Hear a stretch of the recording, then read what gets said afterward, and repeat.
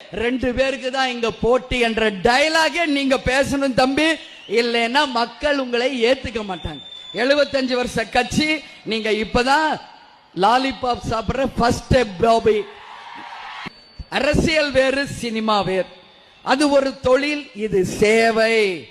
இது மக்களை அன்றாடம் நாம் நேசிக்க வேண்டும். களத்திலே இறங்கி மக்களுக்காக போராட வேண்டும். எங்கேயோ ஒரு இடத்துல உட்கார்ந்துகிட்டு சும்மா கை காட்டுறது கிடையாது அரசியல்.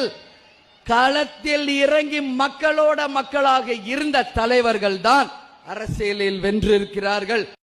புரிஞ்சுங்க மக்களே, கலைஞர் இருக்கிற வரைக்கும் நீங்க ஏழைகளா தான் இருப்பீங்க.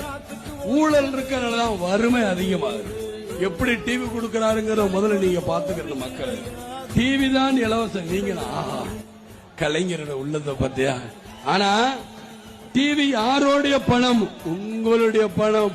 உங்களுடைய வரி பணத்தை உங்களுக்கு கொடுத்துட்டு உங்ககிட்ட கேபிள் டிவி காசை வாங்கிக்கிறார். 100 ரூபா 120 ரூபா கொடு. ஆக யார் புத்திசாலி கொள்ளையடிப்பதில்?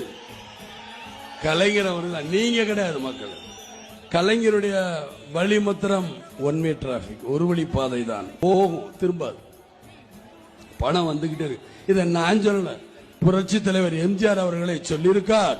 கலைஞர் போடுற திட்டங்கள் எல்லாம் மக்களுக்கு போய் சேருகிற மாதிரி இருக்கும். ஆனால் கடைசியில் தான் குடும்பத்துக்கு தான் வந்து சேரும்.